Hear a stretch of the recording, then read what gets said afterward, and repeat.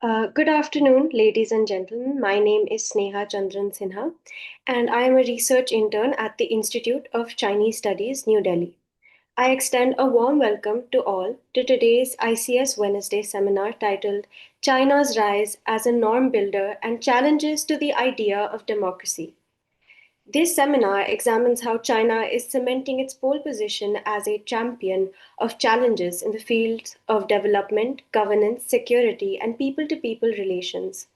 The discussion will focus on how China is engaged in a process of discrediting the liberal norms as petty, divisive, and destructive, even while pushing its own norms out.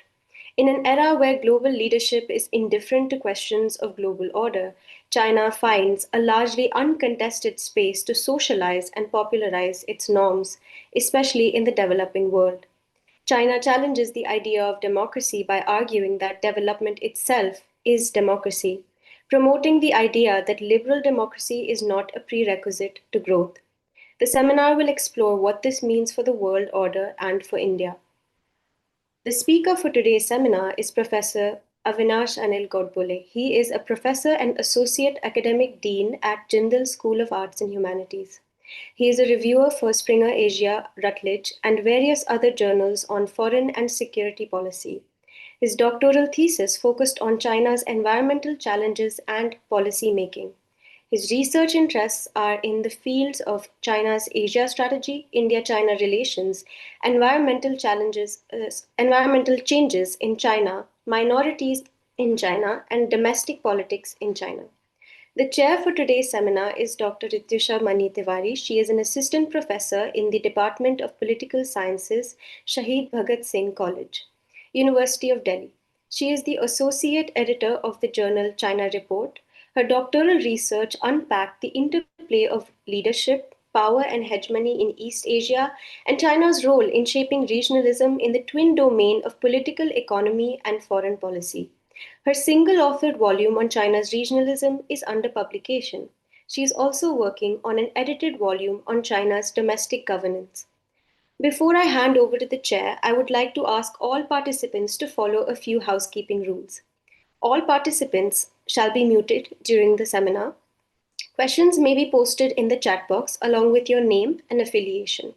Alternatively, you may use the raise your hand option during the interactive session. You shall then be called upon to unmute yourself. Thank you. I now hand over to the chair. Over to you, Dr. Tiwari. Thank you, Sneha. Thank you, Institute of Chinese Studies, for putting together this session and inviting me to chair it. It's indeed my pleasure to welcome all the audience as well as our esteemed speaker for the day, Professor Avinash Godbole. I'm looking forward, and we all are looking forward to listening to him talking about China as a global norm builder. I think this talk would be very notable for at least from three perspectives. One, what speaker brings to table in terms of how China proposes certain alternative governance through international institutions, whether it is about operating within existing institutions, participating in all that is there already in terms of, and the institutional structure, but the issues that emerge as new issues within these existing institutions, whether it's about internet governance, whether it's about AI governance, whether it's about science and technology, whether it's about emergent ecological issues, so on and so forth. Also, this talk should be extremely interesting from the point of view of what China brings to table in terms of creating parallel institutions, rival bodies, as it were, challenging the pre-existing international order, whether it's about Asian Infrastructure Investment Bank, or it's about New Development Bank, or what we see right now unfolding at Shanghai Cooperation Organization. So all of these parallel institutions, what they offer in terms of, challenging the governance norms and so on and so forth. The second plank from which this particular talk shall prove very interesting is how we look at these alternative development models.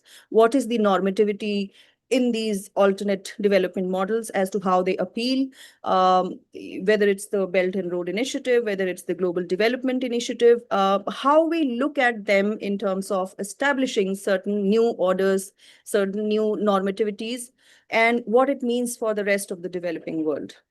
And I think third notable aspect of this talk, which we, how we would enter or approach this discussion with the speaker, would also be touching upon how much of it is the political and how much of it is, outside of the political, as they like to say, the political scientists like to call it the extra political.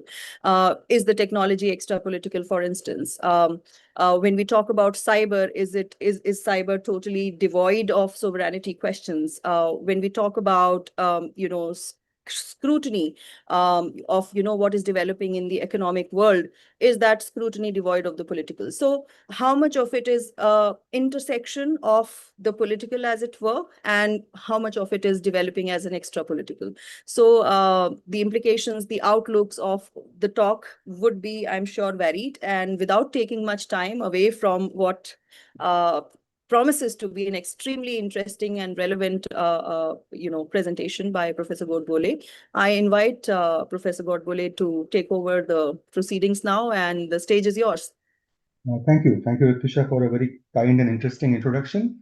Thank you, ICS, for inviting me to speak in this Wednesday seminar, and Alka ma'am in particular, who pursued me to, to give a topic and work on this.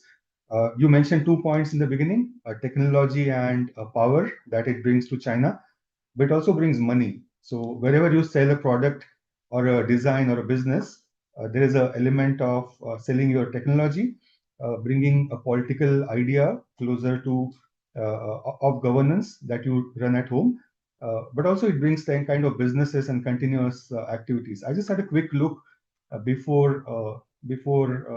mean, while I was preparing for the talk on data and democracy, and on the basis of on where all is China exporting and what is China exporting in terms of surveillance technologies, and where is it going. And that itself is a fascinating side of this study. I have not done extensive research on that, but things like CCTV cameras, face recognition technologies, data management softwares, including police protection gears and other surveillance equipments. So there are these three sides of it: technology, business, as well as political authority, or the political influence that it brings to China. Coming back to the core of my talk, I have actually structured the talk around four variables. My introduction is on the idea of power and insecurity. Why does it go together in case of China? Second, on the democratic reduction, or a democratic backslide in the world right now, coupled with populism as a background to what China is doing. Third is China as a norm builder. And fourth, what it means for idea of democracy. Why is China targeting the idea of democracy? It's not only targeting, but it's rewriting the principles within the idea of democracy that it is promoting. So let me get into it straight away. Send me a reminder of some form at 22 minutes. So, I'll move faster beyond that. Sure. All right. So, we all understand this paradox of power and insecurity, powerful but insecure at the same time, that China has been over a period of time. China is powerful at the same time about insecure about its status in the international system. Uh, Rising powers, as they accumulate more and more power, they begin to search for status. And China has, while it acquired power, it began to doubt whether its struggle for status is getting harder. And I mean, when Xi Jinping came to power in the 2013 foreign policy conclave, he said that we should tell the Chinese stories well, and we should talk to the world about China's domestic and foreign policy, clearly speak of the Chinese voice, and integrate the Chinese dream with the neighborhood first, and then the rest of the world later. That is one of the first ideas where China started to speak of seeking status in a major way. It's not as if it did not have status until that point, but status as a major part. Obviously, 2008 Olympics and everything that went into the making of the Olympics gave China a certain status that could not be taken away. But now China was seeking status as a big power or a major power. When China used the phrase of new type of major power relations, it was treating itself as a major power that is giving ideas to the world, and that sort of ideas had a certain sense of resonance for the well-being and welfare and security of the world as such. And one of the first things that I noticed, this many of us might have noticed this, was in 2013 when Palestinian President Abbas was visiting China. And that was the first time that China gave actually a 4-point proposal on how to resolve the Palestinian conflict, the Israel-Palestine conflict and the disputes. And it was a very concrete plan on how to go about and a bit of timeline into that. And that had kind of amazed me as well at that point of time on what China is seeking. So that is the start of China's search for seeking of status as a major power. Uh, and that kind of continues later on through BRI as well. So what gives power to China is, we all know, its economic power, its authority at home, its rise as an international power, surpassing Japan economically, and then actively issuing white papers that kind of spoke on domestic order and the international concerns as such. What makes it insecure? That everyone questions legitimacy of the Chinese Communist Party kind of all the time, even if they know that they are not this the rebellion is not going to come domestically, but an environmental crisis or a housing crisis, everyone in the world is sort of waiting for China and the Chinese model to fail, and to show that kind of a the shortfall in the Chinese model. So that sort of legitimacy is there. The second legitimacy concern is there, that it's economic, political, as well as other sorts of legitimacies that Xi Jinping has to and the party have to kind of watch out for continuously. Second, earlier it was sort of factionalism, but they have gained a fair bit of control over that right now. And the third is economic progress and social stability.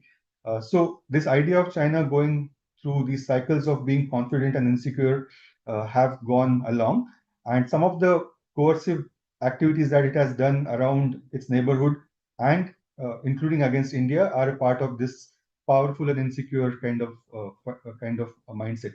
So that is the important background on why China is bringing constantly new ideas. The biggest crisis of identity and legitimacy that China has faced in the recent times was COVID.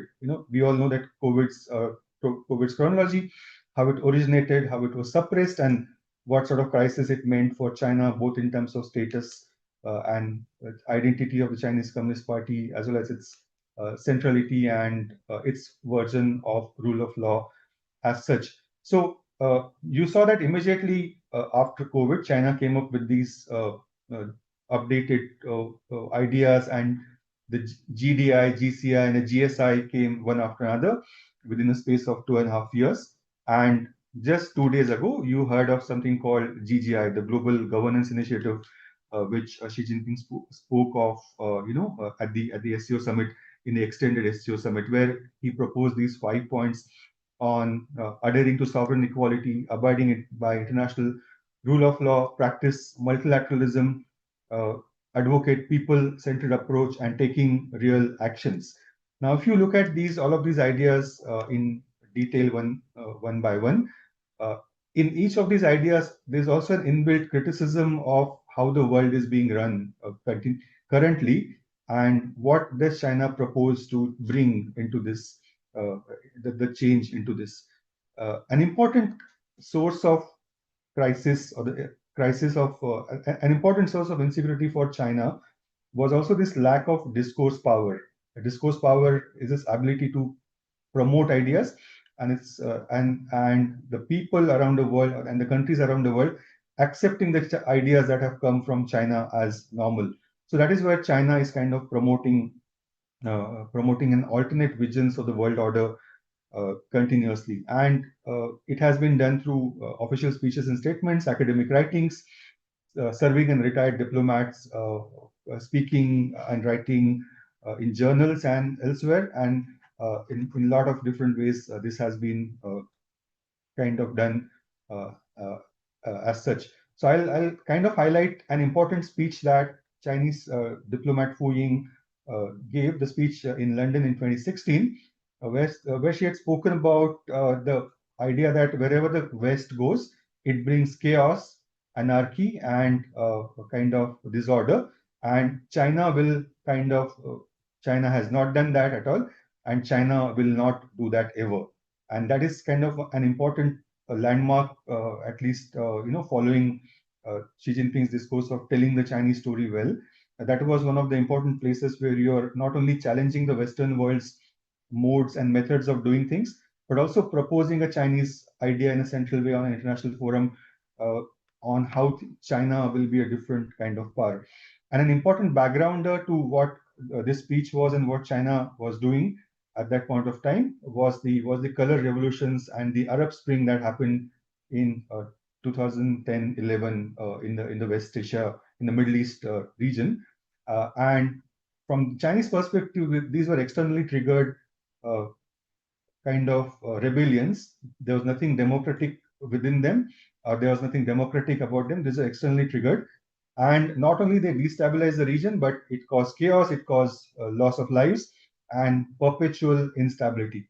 So that is the most recent example of West being overexcited about the idea of overthrowing a regime that is non-democratic, and then trying to bring a kind of change uh, through these revolutions that are pushed from outside. And China's new foreign policy will be substantially different from that. And so that is a kind of promotion that China kind of continues over a period of last several years until kind of COVID strikes, and then comes back to it even more strongly, as it were, in the aftermath of COVID through GDI, GCI, and the GSI, and it continues to talk about that. So the search for discourse power also comes from several theoretical bases, and the theoretical basis, and including an important theorist whom we all know in India, Professor Yan Shuitung. Yan Shuitung's moral realism argues that China, even if it surpasses US in terms of material power, it will not be adequately attractive power. In order to be an attractive power, China has to propose different ideas, and this moral realism kind of gives you that founding, because moral realism gives China a space for leadership that is unique compared to what the West has done so far. And that is where the new type of international relations that China is proposing comes into being. So China has to be different. It has to bring different values to the table, and this value that Professor Yan proposes is the idea of humane authority. That human authority comes from a state that is benevolent and just, and it is kind of conquers uh, external norms that are existing already, that are not benevolent, or that are invasive, or that are kind of destabilizing as such.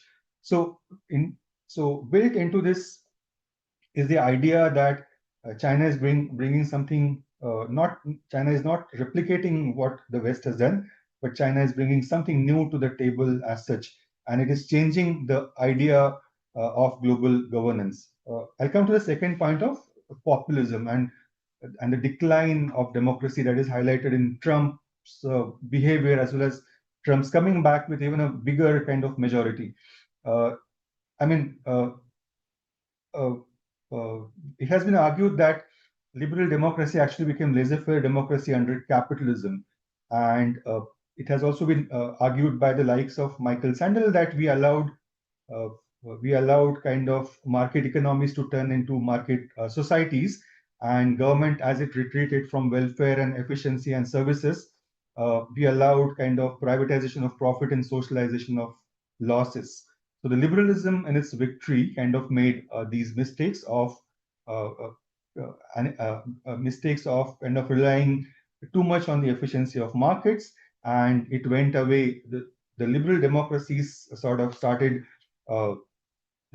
stepped away from the idea of peace, progress, and inclusivity as such. So in Europe, you saw it as a backlash against migrants. Yesterday there was a protest in Australia against allowing new forms of migration and new migration waves. In the US, Trump's election twice has been demonstrated, and it is a kind of a continuing cycle of populism and protectionism in the liberal world. So China is doing what it is doing in the backdrop of what is happening in the world. And since 2008 economic crisis, this populism is on the rise. The middle class around the world after that felt that pinch, and the rich getting richer and the poor becoming poorer, and the middle class kind of stagnating. Importantly enough, within democracies themselves, there's a crisis of uh, political identity and authority as well.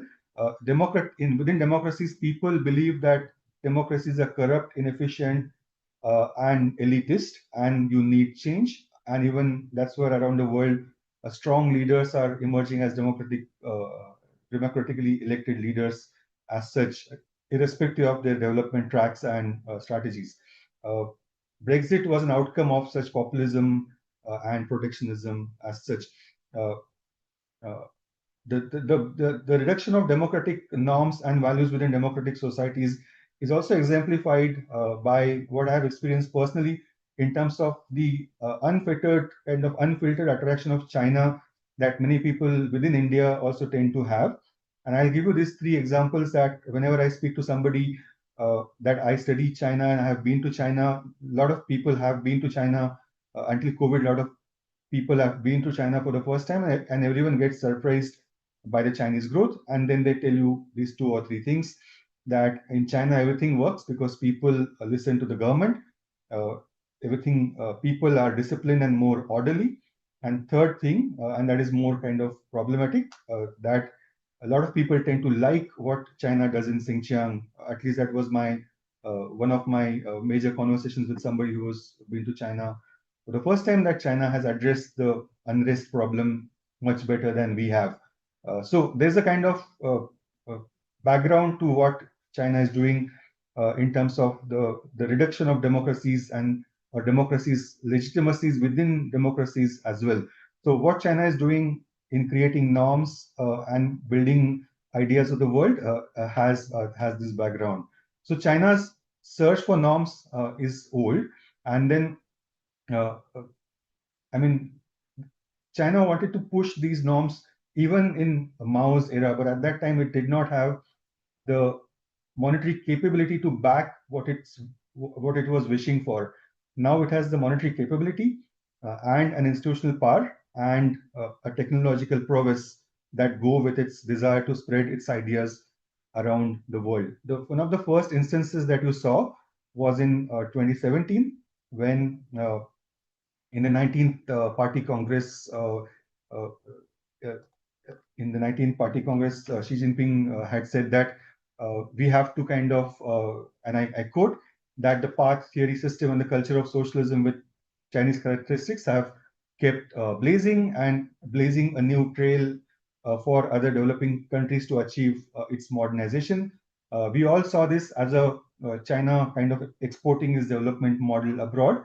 But then Xi Jinping was quick to address this and take a step back and kind of arguing that China is not doing that.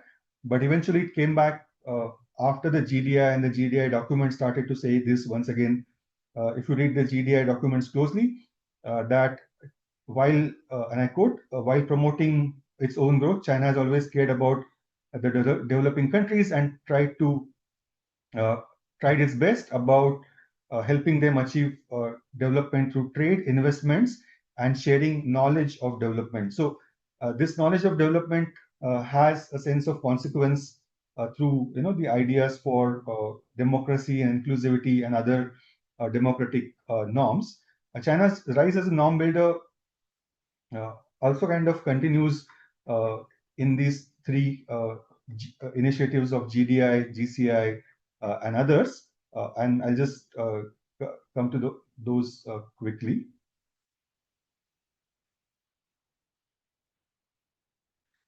So one of the important part while that China does is that while it proposes its new norms, it also undermines what the West or what the liberal order does, and it puts in front of the people and in front of the rest of the world these ideas as binaries, that the West does something wrong and China will do something better for the rest of the world.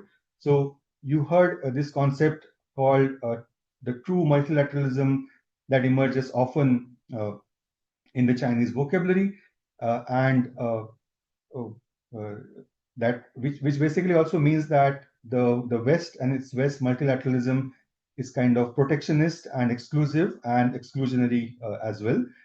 It also argues that continuously you would have seen that and it was again repeated in Xi Jinping's readout with Prime Minister Modi as well as in his SCO speech, that that the world has to get out of the Cold War mentality, exclusive clubs, drawing small circles, uh, draw lines in sand based on values, politicize economic issues, kind of uh, divide the world differently, apply different rules to different regions and different groups, and stoke division and confrontation. Whereas on the other hand, what China does is to advocates true multilateralism, development first approach, uh, open regionalism, mutually beneficial partnership, openness and inclusiveness, and integrated development and harmonious sort of development. So while it is pushing out its own ideas, China is also kind of delegitimizing the ideas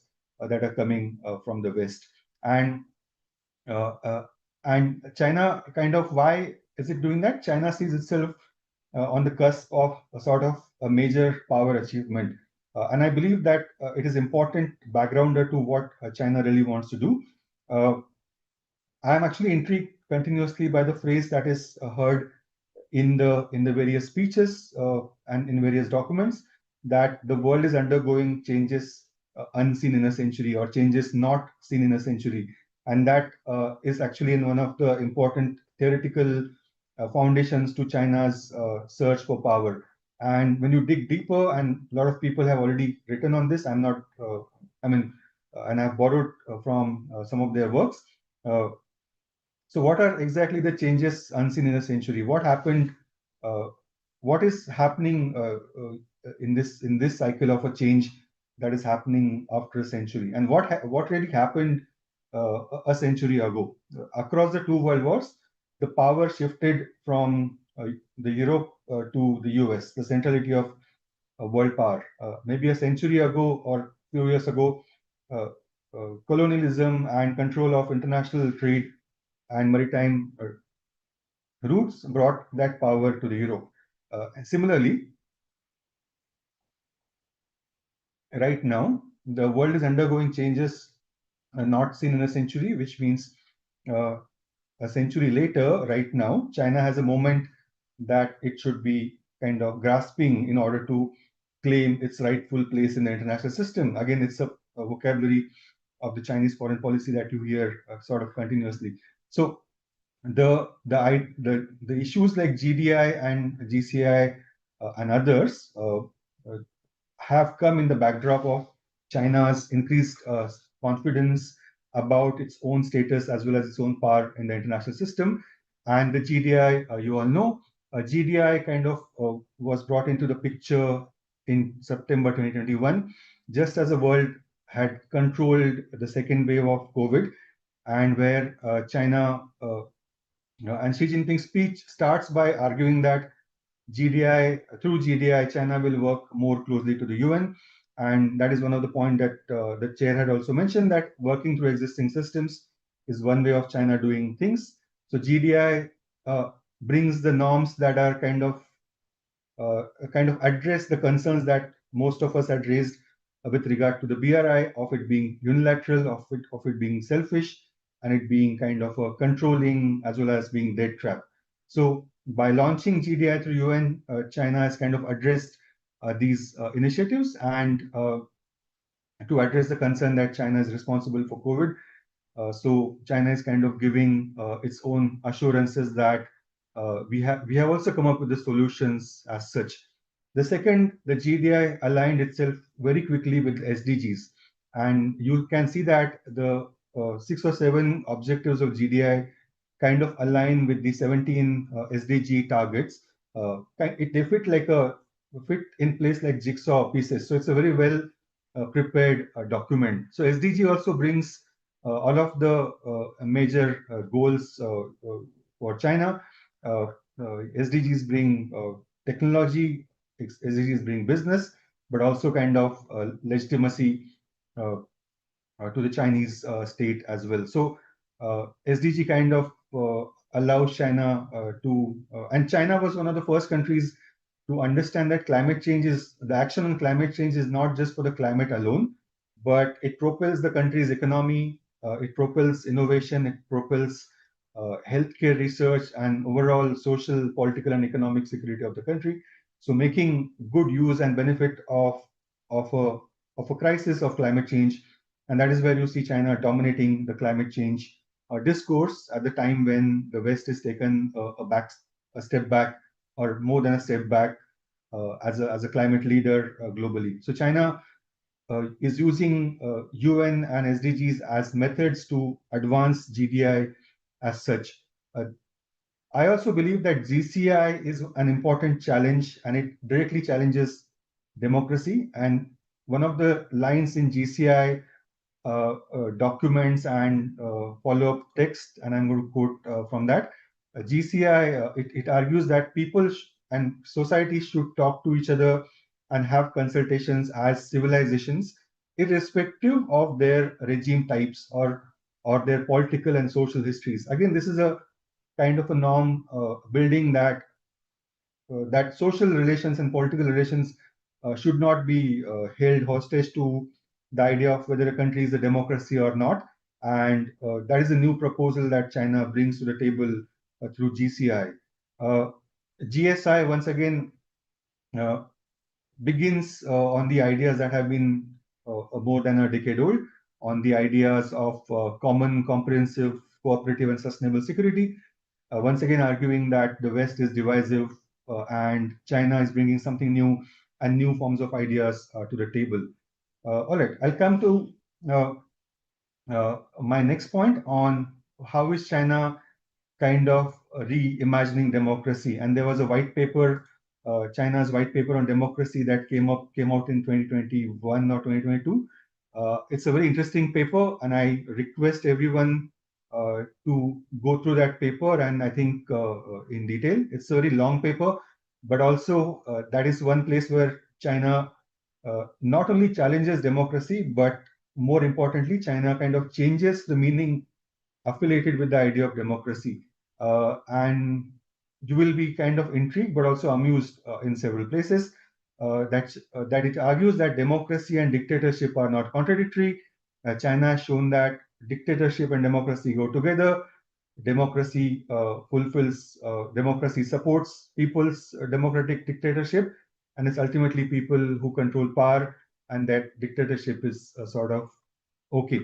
Uh, they also argue that outsiders should not judge whether a country is democracy or democratic or not. People should judge their own system to be democratic, whether it's democratic or not. Again, you can see that very well that it's a not at all veiled criticism of the Western model of what it sees as interventionist and kind of interventionist and curbing driven model of the Western conversations with non-democratic regimes. So China argues through these papers and through these GDI documents that development itself is democracy, not that development brings democracy or anything, but development itself is democracy. So you don't need democracy before development, as long as development includes issues like equity and transparency and inclusivity. That development is democratic. So you don't need liberal democracy, or you don't need elections to ensure democracy. So again, that is an important normative change that China brings to this table, and it is very well documented in the GDI progress paper that came up in 2023. So GDI allows China kind of to repurpose and reimagine the idea of democracy and something of that nature. The white paper is actually called China the democracy that works, right? And you would have also heard, some of us who have interacted with Chinese scholars, that some of the hostile Chinese scholars have argued in India and when talking to Indian delegations that democracy can be of no value if, say, 20% of your population doesn't get adequate meals, uh, or if 20% of your people don't get 2 meals in a day. So what is the point of democracy? And these isolated voices that you heard over the last decade in seminars and on the sidelines of meetings are being kind of formalized in policies now. So uh, China is a democracy that works, and that is a norm, and that is a kind of a challenge that it brings to a table. And again, it includes that, argues that whether a country is democratic is to be judged by its own people, not by a handful outsiders. Democracy should not be seen as an ornament, but democracy is an instrument for addressing issues that matter to the people, and it adds even more attributes to the democracy that should be delivering. So, uh, those who study Aristotle, when he had proposed 6 forms of governance systems, he had also kind of built in a criticism of democracy in a bit, and had kind of somewhere proposed polity as one of the systems that kind of delivers better than democracy and represents everyone. My understanding is that you will see more of China arguing on this line as well, that democracy is to be reimagined, and people's democracy and people's participatory democracy is more important than elections, rights, minority rights, protection, gender, or uh, right to have a view that is contrarian to the government held view, and all of these. So China is arguing that this liberal form of democracy is not really important, uh, uh, and that this idea of development, democracy as development as democracy is important. And uh, the paper also continues to argue that peace, development, equity, and justice should be interpreted according to local conditions, and which also basically means that uh, there's the uh, idea of certain concepts being universal, such something like human rights being universal, something like democratic rights, or something like gender rights being universal, is no more valid. Under Chinese leadership, some of these concepts should be interpreted according to local conditions. So uh, it continues to attack the Western liberal democratic model as that in terms of these binaries, that the West continuously push democracies versus authoritarianism or authoritarian regimes as a top-down perspective, and never really considered people's views or people's understanding of their own system. And inclusive uh, economic growth itself is democracy as such. And we should be addressing inequality before sort of political uh, rights. And uh, it kind of resonates with a theoretical argument as well that a couple of liberal scholars had proposed, that what is the limitation to the liberal model. In Mearsheimer, in one of his later pieces, has written that nationalism will become the most popular ideology, and nationalism will support populism as such. I mean, I'm coming back to the point where I began. So nationalism will trump inevitably liberalism, and whenever it will clash, nationalism will survive better than liberalism, even within liberal democracies. And China is kind of uh, cashing in on this crisis in the liberal world order, or the liberal order, uh, which is kind of not able to push or share or bring new ideas to the table, that which is giving China a space to criticize his ideas as hegemonic, unilateral, protectionist, and something that is pushing for liberal that liberal world has done nothing but push the eruption of regional hotspots and created opportunities for intervening in these roles. So GDI and other Chinese initiatives are expected to appear and are indeed in the Chinese view better. Because they are more inclusive, more focused on domestic concerns and domestic priorities as well. So there are significant consequences of what China is doing in terms of norm builder, in terms of what it means for democracies, and particularly for India as well. I have not gone into details of the projects that China is doing, or the kind of events that have unfolded in consequence. I've been following this question of China as a norm builder for a bit, and working parallelly on issues like GDI and idea of powerful and insecure China as well. So to come back and to close my discussion, uh, it connects with China's search for legitimacy at home and abroad. Popularity abroad is also important for the regime's uh, identity and legitimacy at home.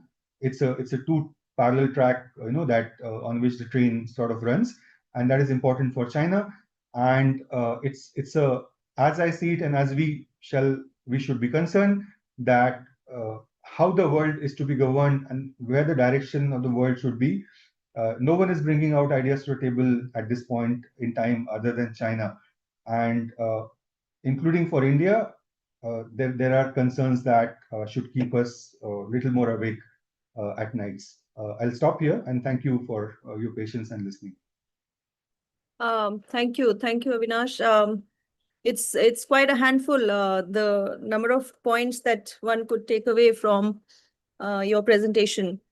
But I think I'll specifically want to direct the attention of everyone on a couple of issues. One where you bring in the differences and the diversities that China itself has in terms of how it approaches multilateralism. And there are many ways of intervening in global governance, and multilateralism happens to be one of them. And I think there's a lot to take away there in terms of when there is a exposition of proposing an alternative narrative to global governance, which is what you have been highlighting. And you talked about the narrative, the power of the narrative, and whether there is, for instance, within multilateralism, there is a global alternate narrative that China is pitching. And I think all of us who are watching quite with keen interest, very rapidly unfolding geopolitical landscape as it's happening in the SCO, as it happened in the SCO. This global narrative project, is there now an assertion of having arrived now that the global South seems to have united?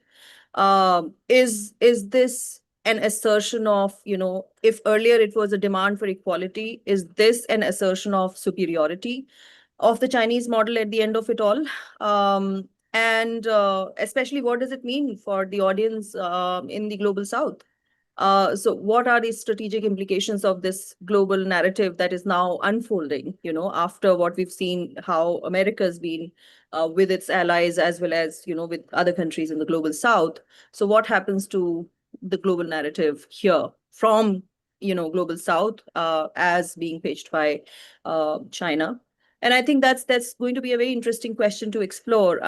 Equally interesting question to explore is perhaps looking at the ambiguity and resistance to China's governance ideas. And when we talk about governance, there is a certain, aspiration of, an order. And whether that order is democratic, whether the very name democracy or very concept democracy has to undergo some kind of tectonic shift when it comes to its locations, its diverse implications. What does it mean to propose or pitch a new governance initiative?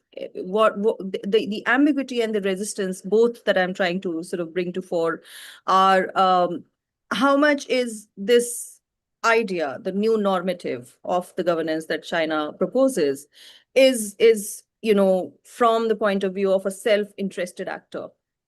Where is the collective in that? So what it does for the rest of the people in the global South, Can it be dismissed just as a self-interested actor acting for itself, for economic self-aggrandizement? Uh, is is it necessary? Is it even viable to draw any kind of parallels, from history as to what China is doing now? What is the element of resistance in terms of, how various initiatives, and I tie it up with the point on multilateralism, how various initiatives of China, whether in terms of institutional frameworks or some of the more now, I mean, it's some time that BRI and all of these initiatives have been there in the market.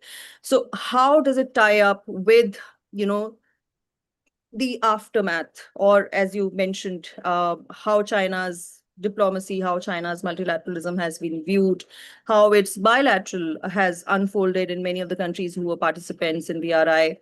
Is there an element of, I mean, is the centrality that you mentioned in the fag end of your, thing, is there an element of coercive dominance in that centrality? Or do we see some worrisome, traits of assertion or a possible hegemon? I mean, there's literature in that regard, too much of literature in that regard, as it were.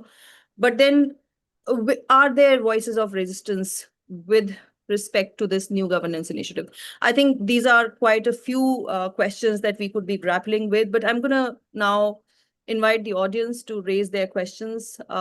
Since I cannot see any question as of now in the chat box, uh, if there is anyone who wants to raise a question, if they can, by show of hand, a virtual hand, if they can let us know of their interest, then we would be happy to invite you.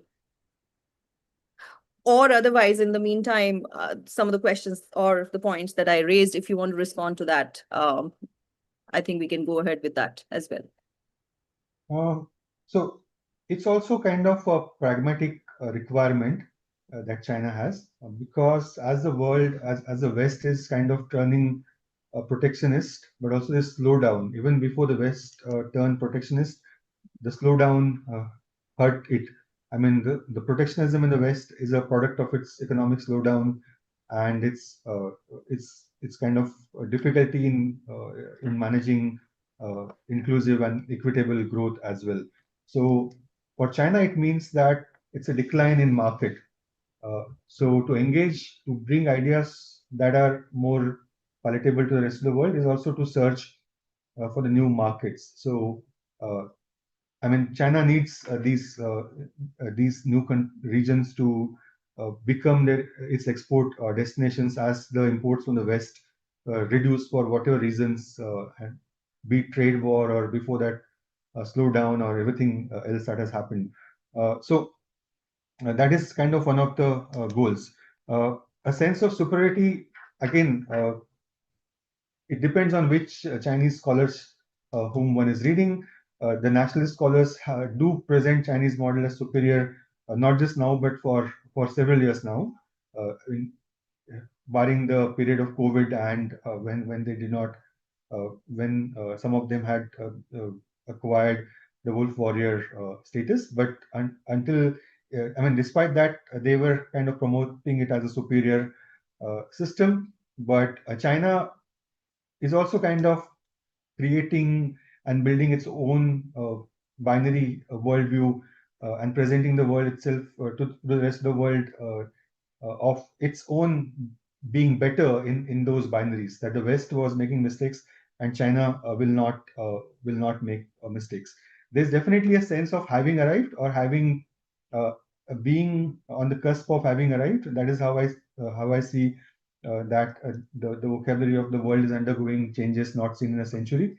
The transformative changes, not just the momentary changes, but the structural transformative changes, where the West doesn't believe in the ideas that made it powerful, where the West doesn't believe, where the West wants, where the West is anti-globalization because the rest of us are getting richer, and and the shares of globalization are, or the fruits of globalization are being shared by the rest of the world and not just the West. So it's an idea that we have arrived or about to arrive, or we are on the cusp of as China is on the cusp of having achieved a certain sense of greatness. So that sense is definitely there.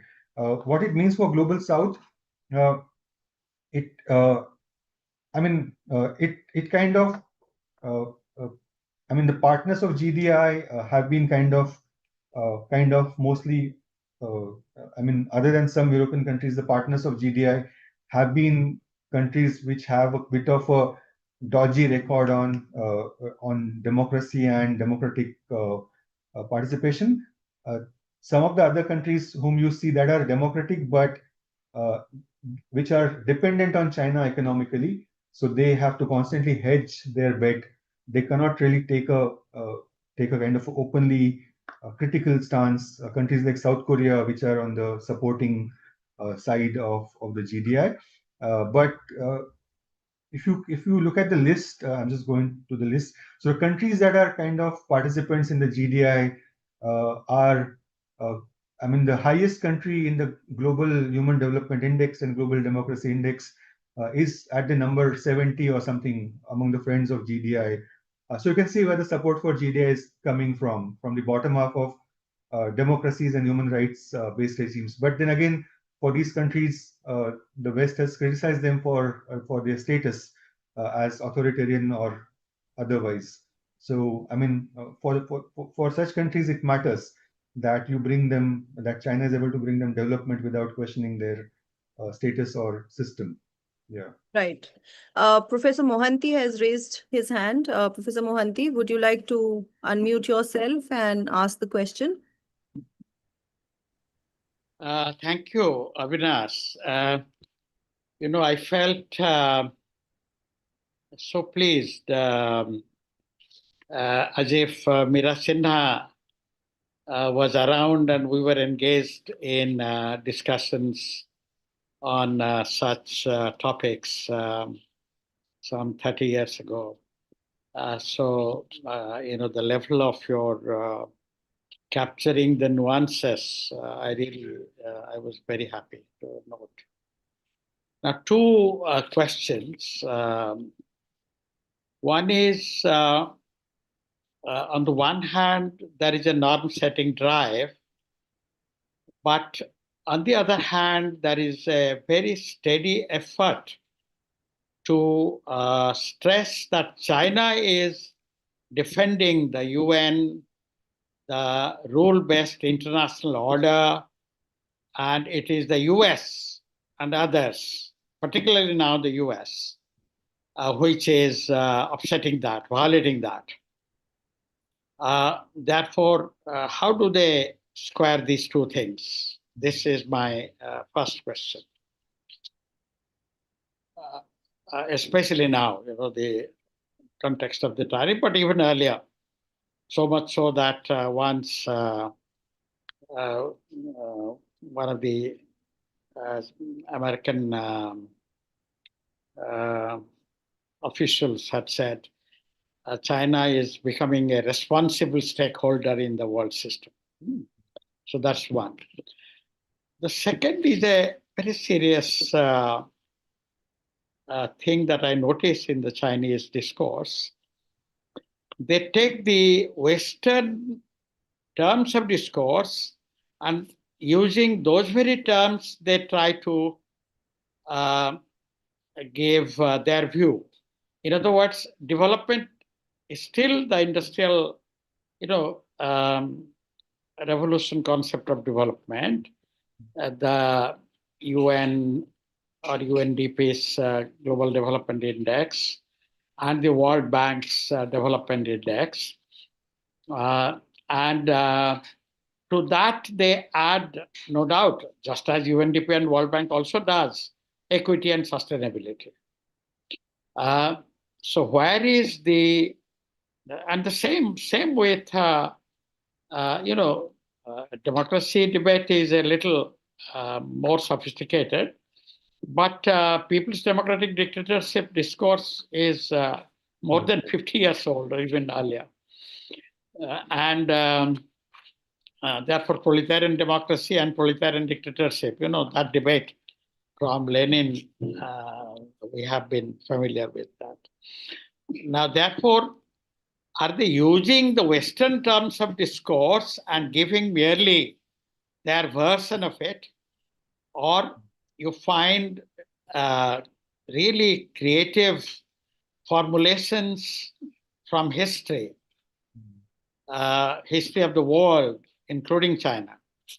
I will conclude by making a comment that China may interpret it in this way, but there are objective currents in the world which say that the shift is, the once in a century shift is not from US to China or East Asia, US to China, China-centric region and so on, or China-centric world order, but from hegemonic to non-hegemonic. In other words, the era of hegemony and power, they also say this, but how they translate this in policy.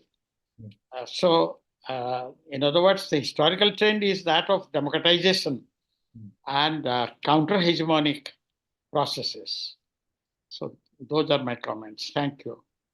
Yeah, very kind of you to remember and of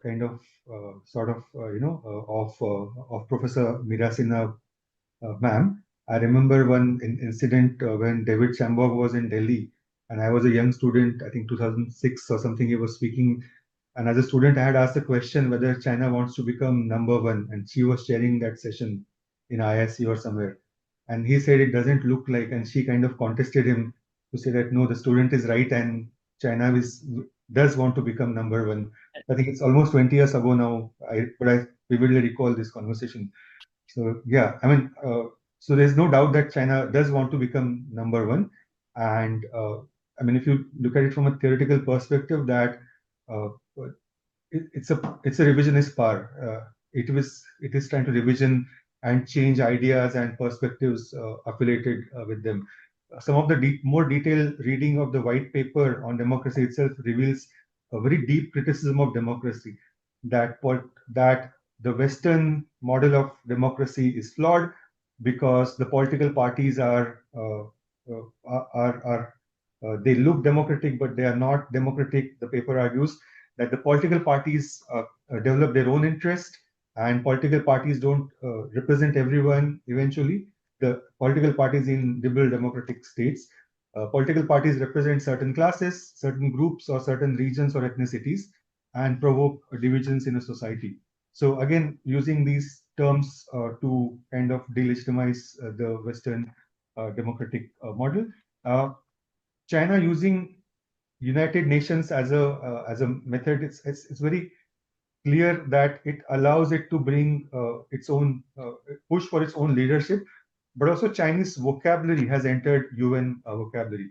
For the last 6 or 7 years, and mostly for the last 5 years, the idea of win-win, what is it? Win-win partnership, right? The term win-win partnership has appeared in at least 17 or 18 UN documents that I have seen. So, some of these things matter, that rather than cooperative partnerships or mutually beneficial partnerships, which was the historically used term, which also India uses quite frequently, the vocabulary of win-win partnership is there. China is also kind of able to influence UN and use UN as a platform to bring a bit of more digital surveillance through these forums like Telecommunication Union for that matter. So there are several goals on why is it taking UN as a center or as a core agency to push its ideas, but also more legitimacy and more development. It knows that it gets more support from the global south in UN and can win and influence more easily. It also kind of It's 16 hours. It also kind of allows it to, as a secondary goal, to kind of reach out to more countries through these development projects and ideas, to also isolate Taiwan through UN and other cooperative mechanisms. Taiwan's diplomatic relations have reduced from 23 to 7 in the last 15 years. And these developmental partnerships is one method. I mean, bribes, of course, but on the face of it, development partnerships that it uses. So it allows UN or it uses UN to get more friendly voting towards China-driven, I mean, China's kind of resolutions, and there's also kind of related history of how China has used its veto in the last 20 years as well in the Security Council. So it's using UN in all of its forms to gain more space of leadership space, which is vacated by the US and the West as such, and for which I mean, on several places it has also had contest with India for that matter, but China was able to garner more votes. So at one point, China was leading or heading 6 of 15 major UN agencies, which was highest for any single country to ever lead. And so it uses UN for these several reasons: to bring its vocabulary to the center stage, to become more acceptable as a norm creator, and to kind of show the fault lines in the liberal order. So yeah, but thank you for your question, sir. Thank you. Thank you, Avinash. There are now quite a few questions in the chat box. I think the first question is by Shriyansh, and he is talking about, how does the China model, which is a fusion of authoritarianism and capitalism, on the one hand, ancient civilizational identity and modern techno-nationalism on the other hand, how does it really challenge the fundamental liberal democratic assumption post World War II? And is there a new form of great power rivalry? And he has another question, which is basically about the future order, how it will be, whether it will be a rule-based international law or rule of rules. He's talking about, great powers setting ad hoc norms within their sphere of influence. So whether there's going to be a possibility of Asia for Asians and so on and so forth. Yeah, so I mean, the first answer to the first question was my almost entire talk. It's a contest of ideas, and the rules based. I mean, the rule of law uh, is the vocabulary of the liberal order as well as China. But who is drafting those rules? Whom does the rule benefit, and who sort of creates those rules? This Asia for Asians, of course, is one of the Chinese foreign policy vocabulary coming from the first time China hosted the SICA summit. And again, Asia for Asians, I think, was targeted mostly at the countries which have a complete alliance system with the US. So South Korea, Japan, Taiwan definitely, and Singapore, and others who have military relations with the US. So the problems in Asia should be determined and resolved by the Asian countries amongst themselves without outside interference, is a clearly targeted statement towards US participation and involvement in Asia. So yeah, so who is going to be drafting these new rules, and who is going to be creating these new rules? That is where the contest will happen. But at this point, it looks like there's no contestation to China. I should have also made this clear in the beginning that China is not distinct from other rising powers. I think I made a bit of that point, but it's consistent with the behavior of the other rising powers as well. Rising powers, they will push their own ideas and norms in the international system. So it's not an exceptionally different power. I mean, every power calls itself to be exceptional or unique, but China is again not exceptional in terms of its push for ideas. It's just being noticed more because it's a different kind of power compared to what one is used to. Yeah. Manikaran has another question, and he's referring to the Chinese leadership, highlighting the whole process, people's democracy. And if you can put some light on the same, how does it really challenge the liberal democracy? Yeah, so whole process, people's democracy, once again gets kind of detailed in the democracy white paper, and it kind of resonates on the idea that democracies don't need to be democracies where you vote. The images of democracy that we have in our mind is the media or the queues outside the voting centers and all of that. China is trying to reconfigure those images for us. The democracies where everyone has food, everyone is educated, everyone gets jobs. There's a law and order, right? but it's not. It's the undercurrents of that. It's not highlighting. It's not saying whether it's equitable or participatory or liberal democratic in terms of political contestations and ideas as such. So the whole process, people's democracy, is again a way of telling that the path that China followed for the last many years has worked, and there's a merit in everyone else now learning from China, as it were. And that is where it's a kind of a challenge to liberal democratic, electoral democratic model, we can say. And I once again, I'll strongly recommend everyone to go through the paper and corroborate it with the events that are happening across GDI and GGI and GSI and GCI even. So that triangulation will give us kind of a better picture of this. Yeah. Right. There's a question by Akshat, and he's saying that in framing its rise as a norm builder, China often invokes concepts such as sovereignty, non-interference. To what extent do these alternative articulations really constitute a genuine alternative? And how do they really go on to then, give us a glimpse into a reshaping of global discourse on democracy, legitimacy? Yeah. So once again, it China is saying that we are the ones who are respecting what is in the text, right? The West talks of sovereignty, but it will interfere. It will talk of people's right and leadership, but it will kind of create sanctions and other form of barriers that interfere development, right? Even India continues to argue that sanctions don't work most often, but the West continues to kind of use sanctions. So, in the ordering of priorities, what should come first? So, non-interference and sovereignty should come first. Uh, Development should come next. And whether a country is a electoral democracy should not matter, right?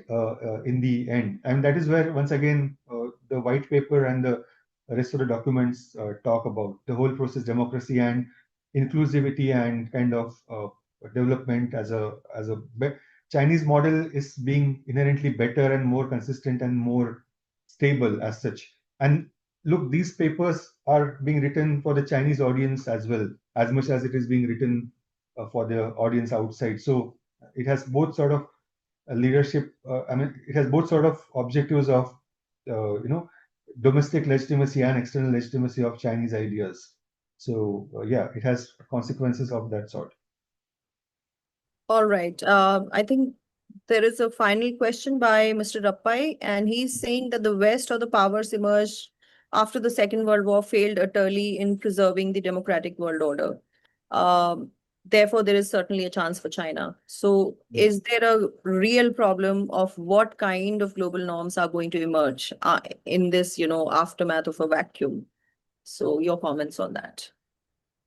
Um, the I mean, so China has, I mean, on the norms of SDGs and sustainable development, China is at the center of the discourse. So it's difficult to create those norms without China at this point in time. So China's centrality in that space will remain. China used its kind of its status as a world's largest polluter to get the 10-year climate change cooperation from the US just at the fag end of they started this negotiation towards the fag end of the Bush administration, and it continued through Obama administration. You know how China became from a villain to a hero, from Copenhagen to Paris is also a process on which I have also written, but others have also written. So China put itself at the center by using its status as the biggest polluter, and then used it to encash its technological space and to become the biggest EV producer and consumer as such. The prosperity in China and the real middle class in China has helped it achieve that prosperity, has worked in its favor. But once again, the idea that the China right now is a right time for China to tell its story, as the West doesn't believe in its models anymore. The Brexit was a moment. The election of Donald Trump was a major moment. which is the beginning of a process of the liberal decline. So, as a right moment for China to promote, where it takes in terms of the order is on the onus of this work will be on India actually. I mean, we have been arguing, I mean, all of us are aware of this, that India as a liberal, democratic, progressive, and as a growing model can be the biggest challenge for China. And it is for countries like India and others to work and sustain and work through this, to kind of respond to the China challenge in the future. And based on how our relations with West are kind of set right now, that again doesn't give a pretty picture. I'm sorry to end on a very pessimistic note, but yeah, that's where things are. Good. No, thank you. I mean, I wouldn't quite put it as a very pessimistic picture because you did bring in what chance does the Indian story have, in that context. And I think the critique of Western democracy or the critique of the Western liberal model as it emerged in a specific context, in terms of how many a times it is rendered as just a performative democracy, and China points that out, that instead of any substantive results of progress and development, there is a nexus of capital, there's a nexus of domination from political elite, etc. And that goes on to create a division so far as the interest of the masses is concerned. And there is a definitive critique of this model of democracy in terms of the dysfunction and many a times incompatibility with specific socio-cultural contexts. So I think in that context, it's interesting, but I do also see or foresee the merit of some of the main concerns that are highlighted in this whole conception of China's whole process, people's democracy. There is a contradiction with a one party rule. There is a very limited space for dissent, and there is definitely a lack of checks on power.